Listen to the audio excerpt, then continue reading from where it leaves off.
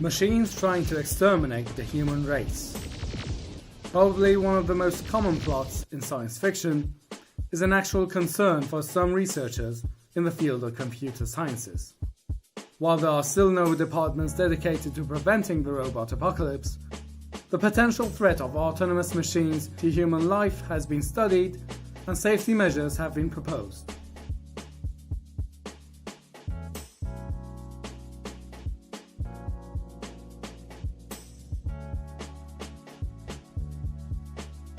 Let's start with a simple question. Can a robot kill a human being? Well, yes, they can. And they have been doing so for more than 70 years.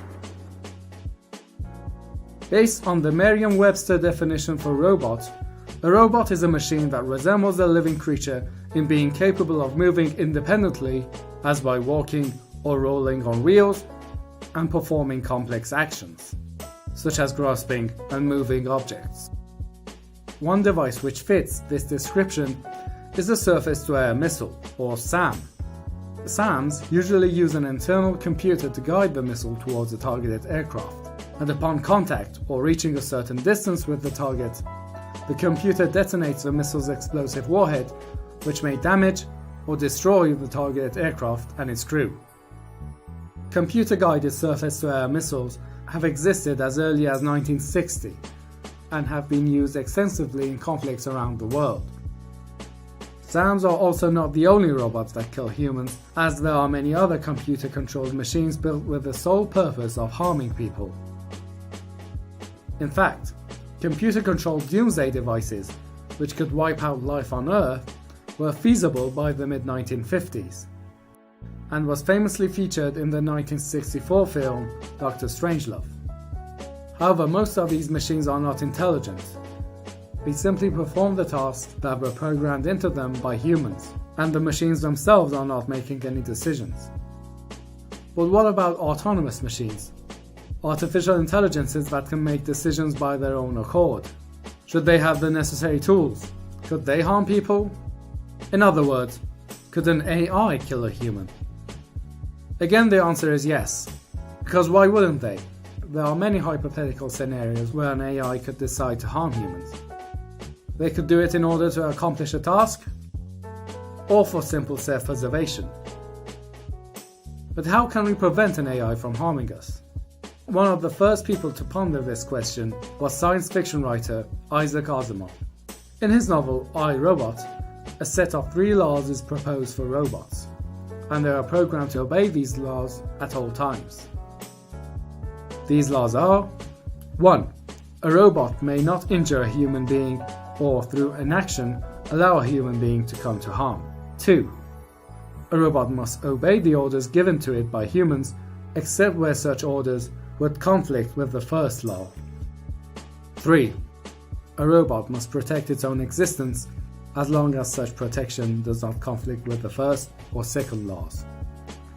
A 0th law was later proposed to be added to these laws, which states that a robot may not harm humanity or by inaction allow humanity to come to harm. However, in the same novel we see these laws being inadequate in preventing robots and their controlling AI from harming humans. One problem with these laws is their relative vagueness and wide interpretability. How should an AI decide if an action will result in physical harm? While something like shooting a person in the head seems pretty straightforward, the issue becomes trickier when an action causes indirect or potential harm. For example, should an AI operate a petrol-fueled car when it knows that the exhaust gases contribute to health problems in humans? Or should an AI perform surgery, an action which causes physical injury but with the intent to achieve long-term health benefits? Or should an AI perform surgery when there is a large chance that the patient might not survive? Even an action as simple as moving a harmless object on the ground could end up resulting in physical harm to a human. These potential danger scenarios are countless and give rise to another problem: the amount of time and processing power an AI spends analyzing these different scenarios. An AI could spend hours, even days, trying to decide whether an action will cause harm to humans. So will these laws just create a bunch of useless, obsessive-compulsive computers? At what point should these computers stop caring about these laws? But let's go a step back and ask another important question. Will an AI still be an AI if its decision-making process is constrained by man-made laws? A pure AI is defined as a machine that autonomously receives, processes, and outputs data. Based on this definition, if you try to prevent an AI from harming humans by intervening in its thought process, or by controlling its data output, then it will not be a pure AI.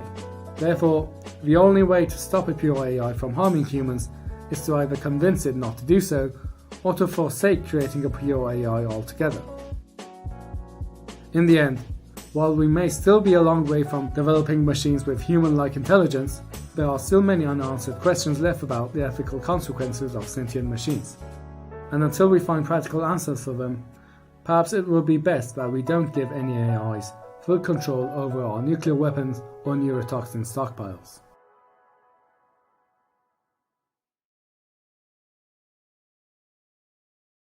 Please subscribe for more episodes of AI Insight and more videos on cognitive sciences. And thanks for watching.